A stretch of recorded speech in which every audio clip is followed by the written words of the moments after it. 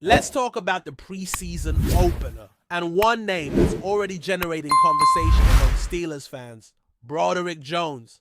The first round pick had a lot of eyes on him going into this game, and while we're still early in the preseason, there were some real flashes of development in his performance. But don't get it twisted. It wasn't perfect, not even close. Still, in the limited reps he got, there were clear signs that Jones is starting to figure it out, particularly in the details that often go unnoticed on Sundays but matter a whole lot in the meeting rooms. So let's break this down. He only played 2 series, which means we're working with a pretty small sample size, but even in that short time, you could pick out a few key moments that are worth spotlighting. One of the first plays the Steelers ran was a quick pass to the outside with Scotty Miller motioning across the formation. It's the kind of design play where timing is everything. The quarterback knows exactly where he's going with the ball before it's even snapped. And for the offensive line, that changes everything about how you approach your protection. You don't sit back and wait. You attack. That's where Jones impressed.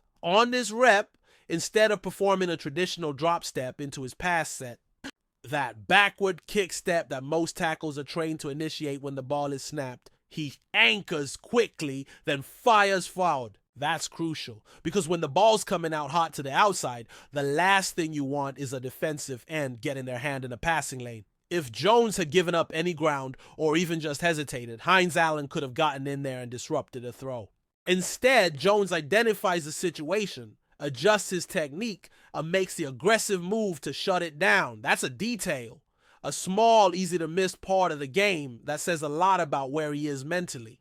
Recognizing the scenario, reacting accordingly, and making sure the play works the way it's supposed to, those are the moments that coaches remember. That's the kind of progress you want to see from a first-round tackle. And don't forget, this wasn't against some scrub on the edge. Hines Allen is a starter. This isn't the third quarter of a preseason game with a bunch of future practice. Squad guys. So when Jones gets out there, shows the right awareness, and wins the rep cleanly, it matters. That's how you build confidence as a young player. Not by pancaking somebody in a highlight clip, but by doing the little things right. So your quarterback has time to get the ball out. It's the kind of rep that doesn't end up on social media, but it absolutely ends up in the coach's grading sheet. Now fast forward a bit to a more traditional pass protection rep.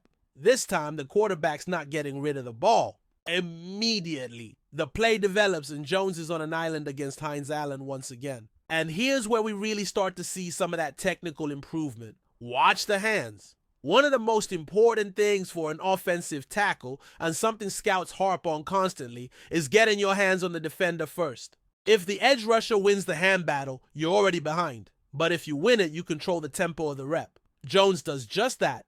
He initiates contact. Allen tries to counter by knocking the hands down, but Jones doesn't panic. He keeps his right arm locked on the shoulder, stays square, keeps moving laterally, and stays in control. No holding, no false steps. Just clean, technical pass protection. Even if the quarterback had held onto the ball longer, Allen wasn't. Getting free. Jones had him locked down. That's what you want to see. That's what you need to see if he's going to be your franchise left tackle. And it wasn't just that one rep either. A few plays later, you can see the mental part of his game developing even further. It's a play that looks like a miscommunication. At first, Darnell Washington's running a route. The timing is off, and the defensive end doesn't immediately rush. A lot of young tackles in that situation would freeze or start looking for work in the wrong place. But not Jones. He checks inside, makes sure Spence has his man, then gets ready when the edge eventually comes. And when the rush finally does arrive, he's ready. Maybe he gets pushed back a step or two, but he recovers, resets, and holds his ground. That's awareness. That's composure. That's a player who's learning how to play fast without losing control. And let's be clear, this was a major issue last year. There were reps where Jones looked completely unsure of where to go or what to do. That hesitation, it kills you at this level. But here he's showing progress. He's checking his surroundings, he's communicating, he's anticipating what's coming, and when it does, he handles it. That might not make for the flashiest film study, but it's growth. Tangible, measurable growth. Now let's talk about one of the biggest plays from that opening drive, the touchdown pass to Darnell Washington. Once again, Jones is left alone on the edge with Allen, and this time the ball takes a little longer to come out. So we're really getting to see him work here. His initial step is solid, good base, good balance. But here's where you start. To see some of the rougher edges in his game, at times his feet get too close together. That might not sound like a big deal, but when your feet narrow, your balance goes out the window. If Allen had gone into a bull rush right then, it could have been a problem. Fortunately, that's not what happens, and Jones manages to recover. But again, that's a technical detail that coaches will highlight in the film room. You want your tackle to maintain a wide base, especially against power rushers. The narrower your feet, the easier it is to get driven back or knocked off balance. And while Jones didn't lose the rep here, it's something to monitor moving forward. Now in training camp, Jones has reportedly slimmed down quite a bit. He says he's still over 300 pounds, but let's be honest, he doesn't look like it. Maybe he's right at the 300 mark, but he's definitely not carrying the kind of bulk he had in college, and that's a double-edged sword. On one hand, the lighter weight lets him move more fluidly. You can see it in his lateral quickness. He's not lumbering out there. But on the flip side, it might affect his anchor against stronger rushers. That's something the coaching staff will be keeping an eye on for sure. Another thing that stood out in that touchdown rep was the way he ducked his head during contact. That's a big no-no for offensive linemen. Once you drop your head, you lose vision. You can't see the defender's next move. And if they spin inside or hit you with a finesse move, you've got no way to react. That's a habit that needs to get cleaned up quickly, especially at the NFL level where pass rushers are just too skilled. The best tackles know how to recover, even when they're beaten initially. Jones has the athleticism to do that, but only if he keeps his technique sharp and his eyes up. Still, credit where it's due. Even after getting pushed back slightly, Jones recovered well. He re-anchored, reset his feet, and gave the quarterback enough time to make the throw. That's a win. That's how you earn trust as a pass protector, because the ball's not always coming out in 2 seconds. Sometimes you've got to hang in there and fight through the full rep, and Jones showed he can do that. Of course, not everything was perfect. There were still moments that remind you he's a young player finding his way. One of those came later on a rep against Smoot, who loops to the inside. Jones initially engages, then seems to pass him off to the guard and just, waits. Maybe he was expecting another rusher to show up. Maybe he thought someone else was coming off the edge. Either way, he takes himself out of the play. That's not ideal. You want to see linemen finish the play. Stay engaged. Don't assume. Keep your head on a swivel, but don't check out. Now that particular play ends in a sack. But let's be clear, it had nothing to do with Jones. The quarterback held onto the ball for over 5 seconds. You do that in the NFL, you're asking for trouble. And that's exactly what happened. It's easy to look at the stat sheet and say the pressure came from Jones's side, but the tape tells a different story. He did his job. The ball should have been out. Period. Still, the final rep worth highlighting is one that raised some red flags. Again, it's Smoot on the edge, and this time he uses a slick move to beat Jones clean. Slaps the hands away, dips around the outside, and leaves Jones in a bad position. It's the kind of rep that looks all too familiar if you watch Jones's rookie tape. Head drops again. Balance is gone. The defender is already at the quarterback. Fortunately, the ball's out quick, so it doesn't end in disaster. But those are the reps that can become a habit.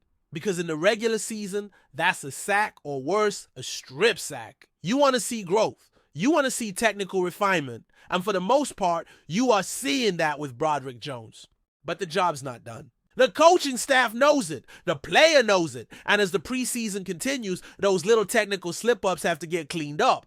Because in the NFL, one false step, one misplaced hand, one bad angle, that's all it takes. But if Jones continues on this trajectory, corrects those issues, and keeps sharpening the mental side of his game, he's got everything you want in a cornerstone left tackle. But before we dive in, don't forget to subscribe to Steelers Nation Central and hit the like button on this video. Your support helps us keep bringing you the latest updates on the Pittsburgh Steelers, and don't forget to share your thoughts on the news in the comments below. Rumors have been swirling around the NFL after a surprising statement from Seattle Seahawks wide receiver DK Metcalf, who seemingly took a jab at Pittsburgh Steelers linebacker TJ Watt. Metcalf's comments caught many by surprise, as they are usually considered respectful towards fellow players, especially those of Watt's caliber. The wide receiver suggested that Watt's reputation as a dominant defensive force might be slightly overstated, sparking immediate debate among fans, analysts, and players alike. Some insiders speculate that Metcalf's remarks were motivated by recent matchups where he felt Watt's impact on the field was less intimidating than expected, leading him to question the linebacker's standing as the league's best defensive player. The NFL community quickly latched onto this potential rivalry, with commentators dissecting every word to determine whether Metcalf's critique was merely playful banter or a deliberate attempt to stir controversy ahead of upcoming games. This unexpected criticism could reshape the narrative around both players, adding a new layer of tension and excitement for fans eager to see how these two stars will respond in future clashes. Although no official response has come from Watt or the Steelers, the buzz continues to grow, leaving many wondering if this exchange might spark one of the season's most intriguing personal battles on the gridiron. Speculation about Metcalf's intentions intensified as pundits debated whether his remarks were aimed at undermining Watt's confidence or simply expressing a competitive edge born from their shared desire to dominate the NFL. Some insiders argue that Metcalf's outspoken personality, combined with his physical prowess and recent breakout performances, has emboldened him to speak more freely about his peers, including figures like Watt, who represent formidable opposition. Others suggest that this might be part of a broader strategy by Metcalf or the Seahawks to psych out opponents by casting doubt on their star players, thereby gaining a psychological advantage before key matchups. The nature of professional sports often involves such mind games, and Metcalf's comments fit neatly into this pattern, though they stand out because they target one of the league's most respected defenders. Fans have taken to social media to voice their opinions, with some praising Metcalf's courage to speak candidly and others condemning him for showing disrespect. The debate has rekindled interest in the rivalry between offense and defense, emphasizing how individual player dynamics can shape the atmosphere of the league beyond the actual plays on the field. Analysts have been quick to point out that the controversy surrounding Metcalf's critique of Watt adds an unpredictable narrative to the upcoming NFL schedule, especially when the Seahawks and Steelers might cross paths. Both players have been pivotal to their team's success, with Watt often praised for his relentless pursuit of quarterbacks and Metcalf lauded for his combination of speed and strength as a receiver. The possibility of a direct confrontation between them has fans eagerly anticipating how this tension might influence the outcome of games and whether it will fuel even more impressive performances. This scenario has opened up discussions about leadership, accountability, and mental toughness within the sport, highlighting how personal dynamics off the field can affect team morale and individual drive. Should this rivalry escalate, it could redefine both players' legacies, as memorable clashes between star athletes have historically done.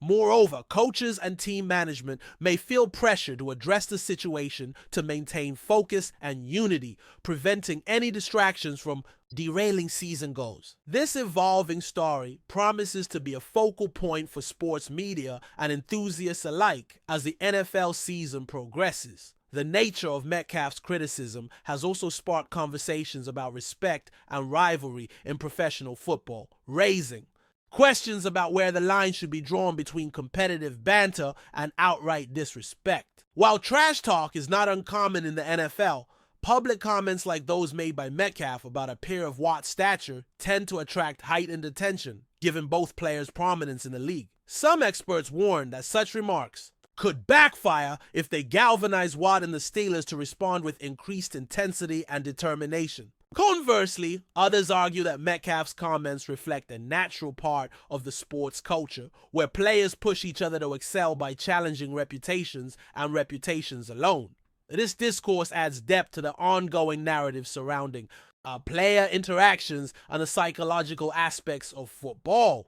It also touches on broader themes such as leadership responsibilities and the impact of media on athlete behavior, especially in an era where social platforms amplify every statement made by prominent figures. The outcome of this burgeoning controversy remains uncertain, but it has undeniably added a compelling subplot to the NFL season, attracting attention beyond the usual sports circles. As the NFL world watches closely, the possible fallout from DK Metcalf's remarks about TJ Watt continues to unfold, generating excitement and speculation about how both players will handle the situation moving forward. There is growing anticipation that this exchange might lead to heightened competitiveness, both individually and within their respective teams, as they seek to prove themselves not just through words, but through performance on the field. The FIDA ongoing chatter reflects how player rivalries can serve as powerful motivators, pushing athletes to new heights and creating memorable moments for fans. Whether this will evolve into a genuine feud or simply fade as a momentary burst of trash talk remains to be seen. But one thing is clear, the NFL landscape thrives on these kinds of dynamic interactions, which keep the sport unpredictable and engaging. Both Metcalf and Watt have the talent and character to rise above controversy and channel it into excellence, potentially turning this rumor into a defining chapter of their careers. As the season progresses, all eyes will be on these two stars, eager to witness how this story develops and what it means for the future of their rivalry and the league as a whole. That's it for this update. If you enjoyed the video and want to keep receiving exclusive news about the Pittsburgh Steelers, make sure to subscribe to Steelers Nation Central and give this video a like. We always look forward to hearing your comments and opinions. See you in the next video.